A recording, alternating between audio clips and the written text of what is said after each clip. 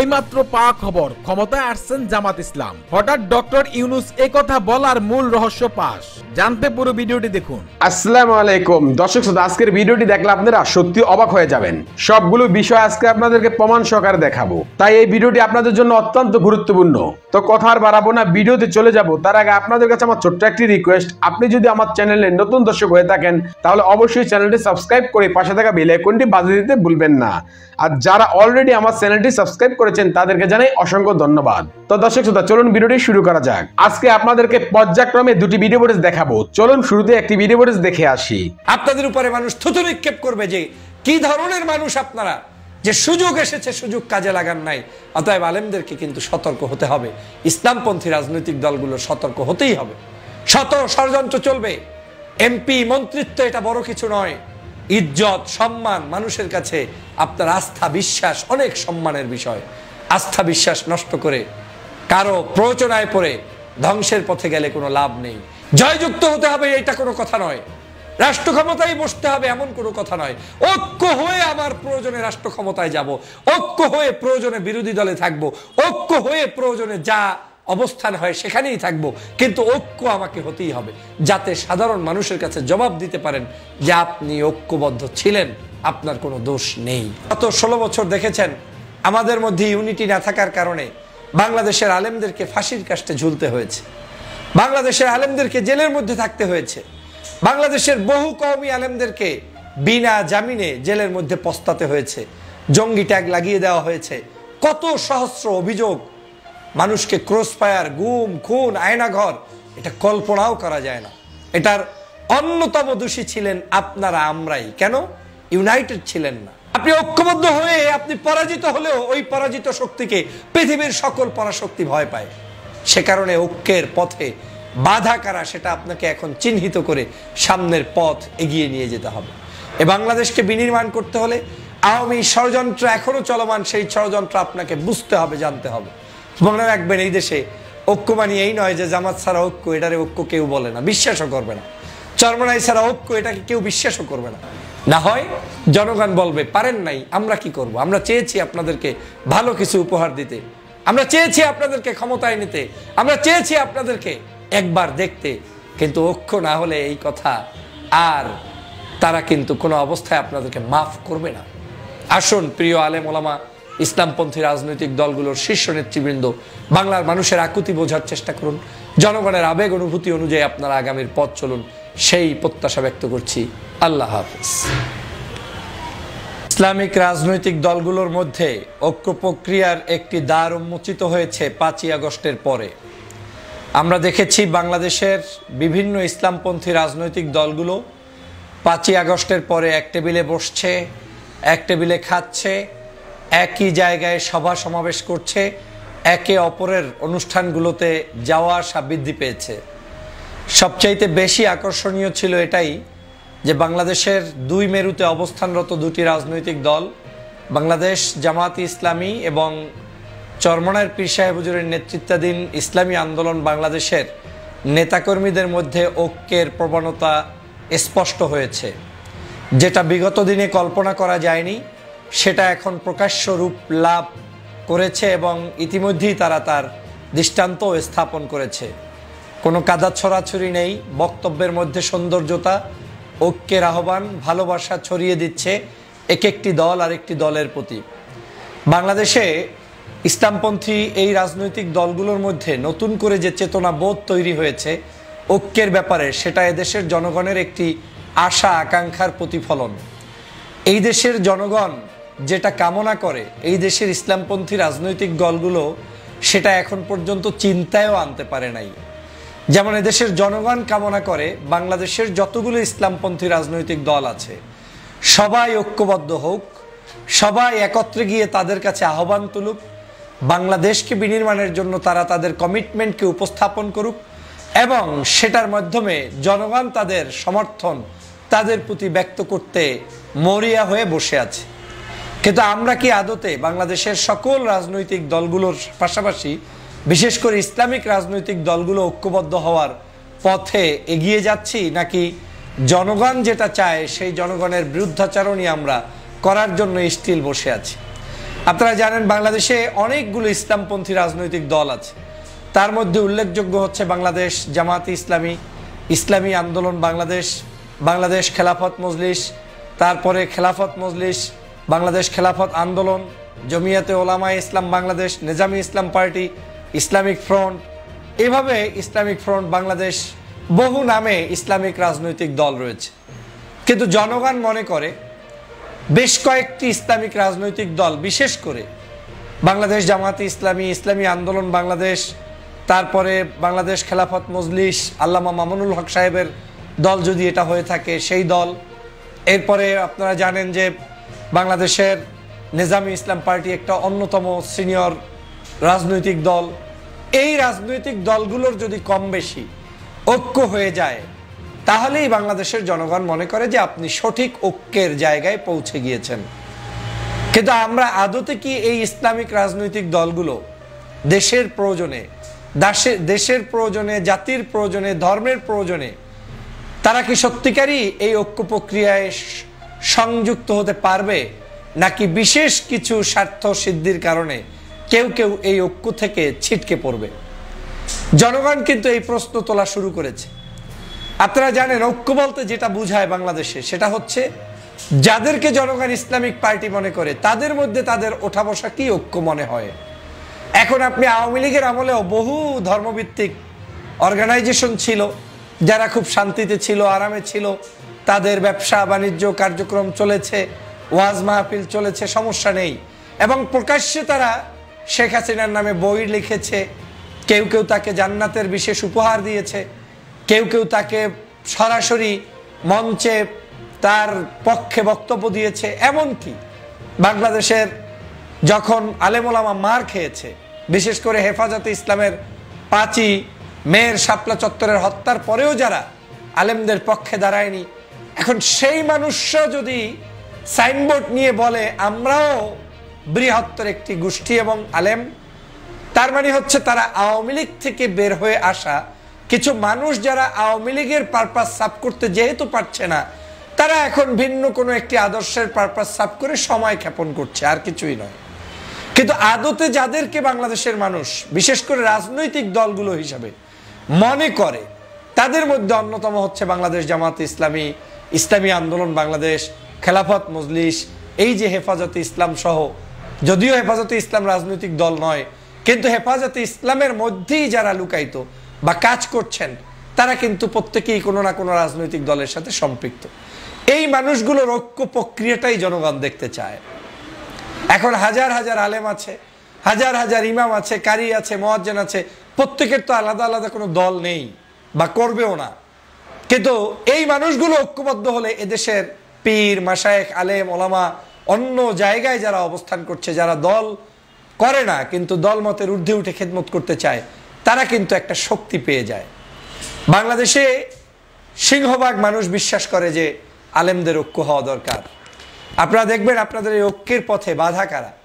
এই ঐক্যের পথে অন্যতম বাধা হচ্ছে বাংলাদেশে কিছু প্যাকেজ মিডিয়া এখন বের হয়েছে। যেমন আপনি বলছেন ঐক্য হচ্ছে, তারা বলছে ঐক্য হবে না। তারা আপনার নামে লিখে দিল যে ঐক্য হওয়া সম্ভব না, আপনাকে আকীদার প্রবলেমে ফালিয়ে দেবে, আপনাকে বিশেষ সাবেক কিছু বক্তব্যগুলো আপনার জাতির কাছে নতুন করে উপস্থাপন করে বিভ্রান্ত সৃষ্টি করার চেষ্টা করা হবে। অথচ আদতে এই বাংলাদেশের কোনো মানুষই বিতর্কের ঊর্ধ্বে নেই। আমাদের উচিত ছিল বাংলাদেশের প্রেক্ষাপট বিবেচনায় সকল রাজনৈতিক মতাদর্শের ব্যক্তিদের সাথে একটি সুসম্পর্ক, বিশেষ করে ইসলামপন্থী রাজনৈতিক দলগুলোর মধ্যে ঐক্যবদ্ধ হওয়া। মনে রাখবেন, আপনি ঐক্য হলে যা পাবেন, ঐক্য না হলে তার চাইতে শত শত গুণ কম পাবেন। আপনি ঐক্য হওয়ার পরেও যদি দেখেন যে আপনি যে গোলে যেতে চান সেই গোল আপনি অ্যাচিভ করতে না পারলেন, কিন্তু ইউনিটি থাকার কারণে আপনার বিরোধী অন্য কোনো শক্তি আপনার উপরে আঘাত আনতে পারবে না। গত 16 বছর দেখেছেন আমাদের মধ্যে ইউনিটি না থাকার কারণে বাংলাদেশের আলেমদেরকে ফাঁসির কাস্টে ঝুলতে হয়েছে, বাংলাদেশের আলেমদেরকে জেলের মধ্যে থাকতে হয়েছে, বাংলাদেশের বহু কওমি আলেমদেরকে বিনা জামিনে জেলের মধ্যে পস্তাতে হয়েছে, জঙ্গি ট্যাগ লাগিয়ে দেওয়া হয়েছে। কত সহস্র অভিযোগ, মানুষকে ক্রস ফায়ার, গুম, খুন, আয়নাঘর, এটা কল্পনাও করা যায় না। এটার অন্যতম দোষী ছিলেন আপনারা, আমরাই। কেন? ইউনাইটেড ছিলেন না, ইউনিটি ছিল না আপনাদের মধ্যে, ঐক্যবদ্ধ হওয়ার প্রবণতা ছিল না। যখন সাইদির ফাঁসির রায় হয়েছে, আপনি মনে করেছেন সাইদি সাহেব তো আর আমার দলের কেউ না, ফাঁসি হয় হোক। যখন নিজামীর ফাঁসি হয়েছে, আপনার দলের কেউ না মনে করেছেন। যখন মামুনুল সাহেবের জেল হয়েছে, আপনার কেউ না মনে করেছেন। যখন হেফাজতের উপরে আক্রমণ হয়েছে, আপনার কেউ নয় ভেবে বসেছিলেন। আর এ থাকার কারণেই, অনৈক্যের কারণেই বাংলাদেশে গত 16 বছর আপনার উপরে, আমাদের উপরে, সবার উপরে জুলুম হয়েছে। অর্থাৎ আগামীর বাংলাদেশে যদি এরকম অনৈক্যই থাকেন, তাহলে কিছুদিন হালুয়া রুটি ভাগ পাবেন, কিন্তু একটা পর্যায়ে গিয়ে এমন একটা পরিস্থিতি তৈরি হবে যে আপনি যদি ন্যূনতম ন্যায়সঙ্গত কোনো কথা বলতে চান, সেই ন্যায়সঙ্গত কথাটাই আপনার দ্বারা আর বলতে দেওয়া হবে না। আর সেজন্য কি করতে হবে? ঐক্যবদ্ধ হতেই হবে। ঐক্যের বিশাল সফলতা। আপনি ঐক্যবদ্ধ হয়ে আপনি পরাজিত হলেও ওই পরাজিত শক্তিকে পৃথিবীর সকল পরাশক্তি ভয় পায়। সে কারণে ঐক্যের পথে বাধা কারা, সেটা আপনাকে এখন চিহ্নিত করে সামনের পথ এগিয়ে নিয়ে যেতে হবে। এ বাংলাদেশকে বিনির্মাণ করতে হলে আওয়ামী ষড়যন্ত্র এখনো চলমান, সেই ষড়যন্ত্র আপনাকে বুঝতে হবে, জানতে হবে। মনে রাখবেন, এই দেশে ঐক্য মানে এই নয় যে জামাত ছাড়া ঐক্য, এটারে ঐক্য কেউ বলে না, বিশ্বাসও করবে না। চরমনাই ছাড়া ঐক্য, এটাকে কেউ বিশ্বাসও করবে না।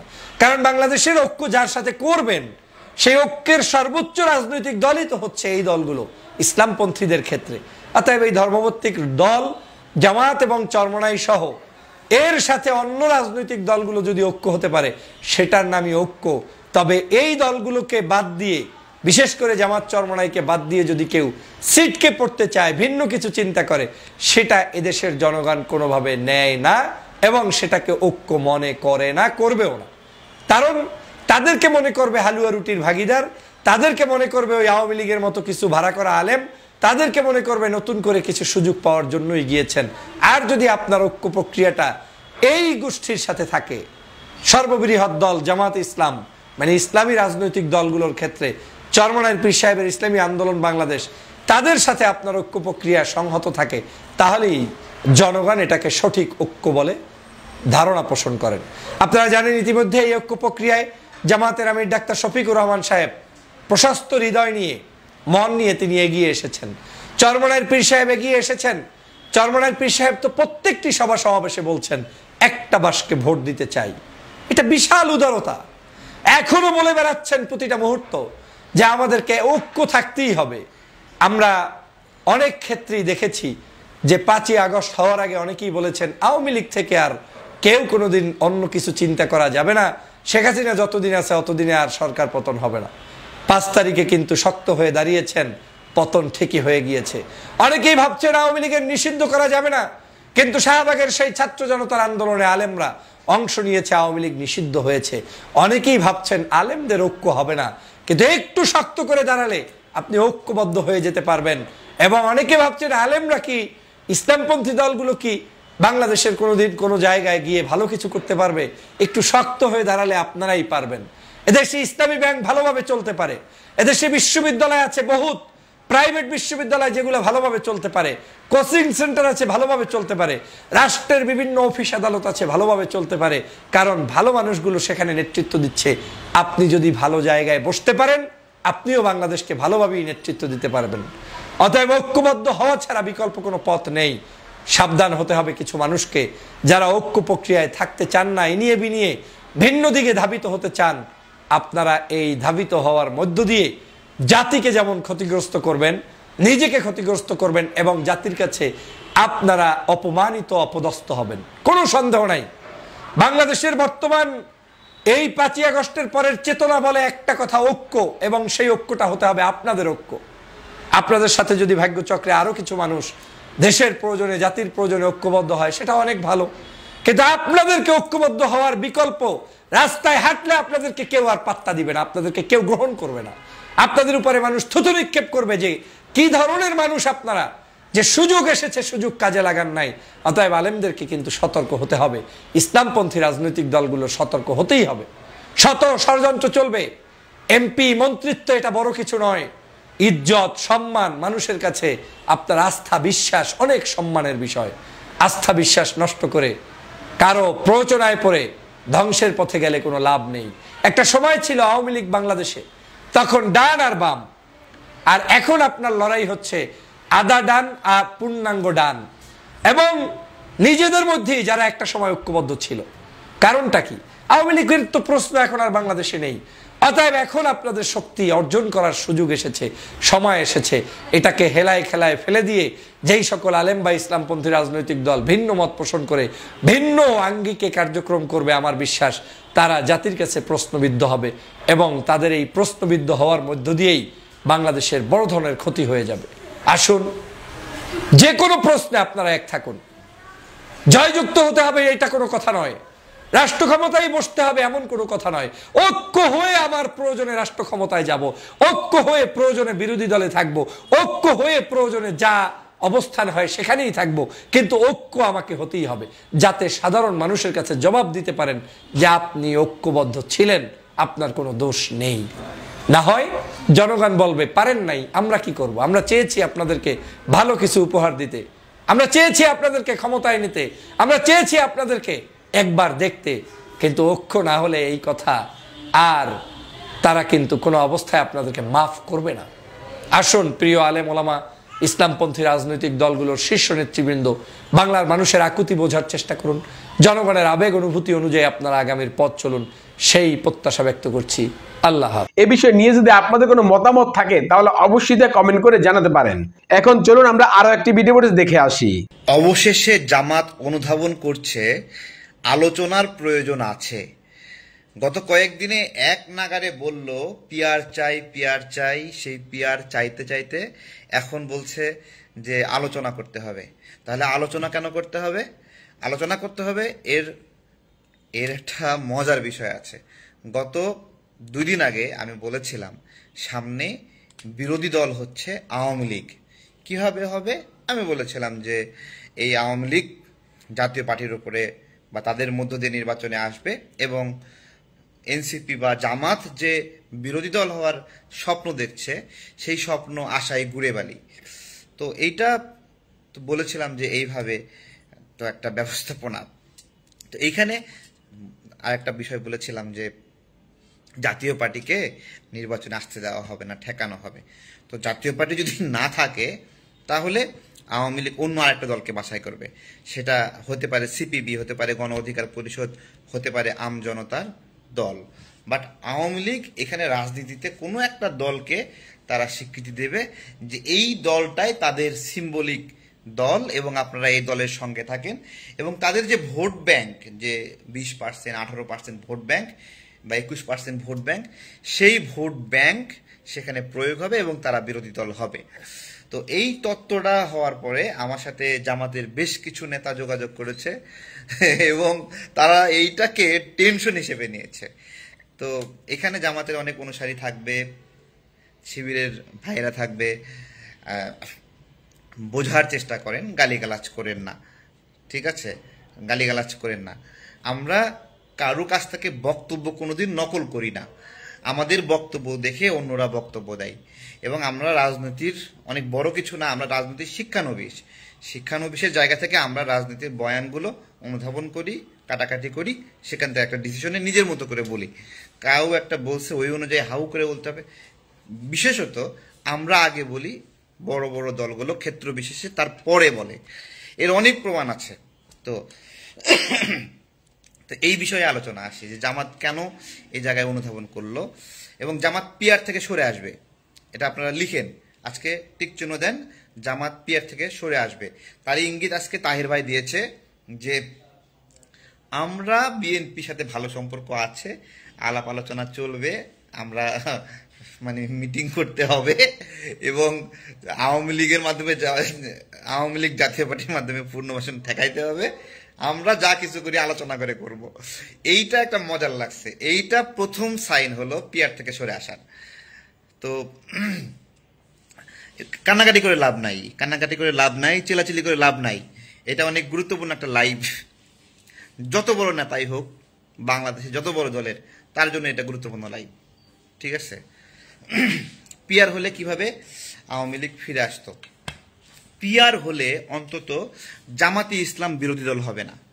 জামাতে ইসলাম ওই স্বপ্নটা দেখছিল যে কি স্বপ্ন, যে মুসলমানদের ভোট পাবে, মুসলমানদের ভোট পেয়ে একটা ইসলাম বিষয়ে হাইপ তুলবে, যেখানে ইসলামিক দলগুলো এসে জোটবদ্ধ হবে এবং ইসলামের একটা বাক্স হবে, সেই বাক্সে সকল মুসলিমরা ভোট দেবে। তো এইটা হলো জামাত এই স্বপ্নটা দেখছিল, মানে সব মুসলমান। আমি আগেই জামাত ইসলামের ভাইদেরকে বলি, জামাত সকল মুসলমানের প্রতিনিধি না, আমার কথাটা ওইভাবে নিয়েন না। যেমন আমি একজন মুসলিম, আমি আমজনতার দল করি, আমি আমজনতার দল করেই নামাজ পড়তে চাই, আল্লাহর উপর ঈমান আনতে চাই, আমার প্রতিনিধি জামাত না, ঠিক আছে? এভাবে বাংলাদেশের অনেক আওয়ামী লীগ, বিএনপি, বিভিন্ন দলের লোকজন আছে যারা মুসলমান এবং তারা মুসলমান থাকার জন্য জামাতে যাবে না, আমি এটাই বলতে চাচ্ছি। ঠিক একইভাবে ইসলামিক আন্দোলন যারা আছে তারা তারা তারা সকল মুসলিমের প্রতিনিধি না, সকল মুসলমানের প্রতিনিধি না। নাম ইসলামী আন্দোলন, যে ইসলামের আন্দোলন, কিন্তু সকল ধরনের ইসলামের আন্দোলন ইসলামী আন্দোলন না, এটা কিন্তু বুঝতে হবে। জামাতে ইসলাম বলতেছে একটা দল, কিন্তু ইসলামের সকল জামাত জামাতে ইসলাম না, তো এটাই আমি বুঝতে চাচ্ছি। তো ওই জায়গায় জামাত যদি 7% ভোট পায়, ইসলামী আন্দোলন যদি 1% ভোট পায় ভোটের মাঠে, তো 7 আর 1 8%, তার মানে ইসলামী আন্দোলন এবং জামাত যদি জোটও করে তাহলে 7 আর 1 8% ভোট পাবে। তো এই 8% ভোট দিয়ে জামাত কি করতে পারে, 3 8টা 24টা আসন পেতে পারে, ঠিক আছে? অথবা 10% ভোট পেলে 3 10 30টা আসন পেতে পারে। 30টা আসন পাবে, কিন্তু বিরোধী দল হতে পারবে না।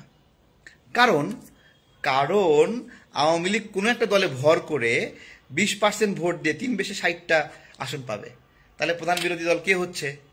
সুতরাং ডেপুটি স্পিকার প্রধান বিরোধী দল থেকে হবে। এইটার থেকে যে স্বপ্ন জামাত ইসলাম দেখছিল যে তাদের এখান থেকে একটা ডেপুটি স্পিকার হবে, ওইটাও আশায় ঘুরে বেলি। এই চিন্তা থেকে আমি বলছিলাম যে পিয়ার কেমনে পিছন থেকে পেয়ার করবে, ঠিক আছে? এইটা হলো একটা বিষয় গেল। তো জামাত এখন মানে বিদ্যমান পরিস্থিতি এরকম, আপনার হলো 29 পাইলে পাস করবেন না, আপনাকে 33ই পাইতে হবে, ঠিক আছে? 32 পাইলেও আপনার ভ্যালু নাই, আপনাকে 33 পেতে হবে অন্তত, তাহলে আপনি পাস। তো এই জায়গা থেকে জামাতে ইসলাম বিএনপির সাথে যদি জোটবদ্ধ হয় বা বিএনপির সাথে এলাই করে, সেই এলাইয়ে বিএনপি যদি তাদেরকে কিছু আসন ছাড় দেয়, সেই ক্ষেত্রে তারা ওই যে 33 পাওয়ার মতো একটা অবস্থায় যাবে, ঠিক আছে? হ্যাঁ, বিএনপির সাথে যদি ওই আন্ডারস্ট্যান্ডিংটা হয় তাহলে তারা 33 পাওয়ার মতো একটা অবস্থা হবে, ঠিক আছে? আচ্ছা, এরপরে আসি যে জামাতকে কেন অন্যান্য ইসলামিক দল সহযোগিতা করবে না। বাংলাদেশে মসজিদ ভিত্তিক অর্থনীতি আছে, বাংলাদেশে ওয়াজ মাহফিল ভিত্তিক অর্থনীতি আছে, বাংলাদেশে মাদ্রাসা ভিত্তিক অর্থনীতি আছে। এই মসজিদ মাদ্রাসা ভিত্তিক অর্থনীতি, ওয়াজ মাহফিল ভিত্তিক অর্থনীতি, এটা বাংলাদেশের আলেমদের, তাদের এই মাধ্যমে তাদের রুটি হয়। এই চাকরি করে তারা এখানে সার্ভিস দেয়, তারা এখানে ডেডিকেটেডভাবে কাজ করে। অনেকে বলবে যে মুয়াজ্জিম কেন বেতন নেবে? ভাই, মুয়াজ্জিম আজান দেবে, আজান দেওয়ার জন্য সে নিয়োজিত, আপনাকে আলাদাভাবে সার্ভিস দিচ্ছে, সে অন্য এক জায়গায় গিয়ে আজান দিতে পারতো। এই যে নিয়মিত একটা নির্দিষ্ট জায়গায় আজান দেয়, এই জন্যই এটা একটা চাকরি। একজন ইমাম কেন বেতন নেবে? অনেকে বিরোধিতা করে যে ইমাম কেন বেতন নেবে, তাই না? এটা বিরোধিতা করে। আমি এটার ব্যাখ্যা দিচ্ছি। একজন ইমাম অবশ্যই বেতন নেবে। একজন মুসলিম হিসেবে নামাজ পড়লে যে কোনো জায়গায় নামাজ পড়তে পারে, সে এক একদিন এক মসজিদে নামাজ পড়বে।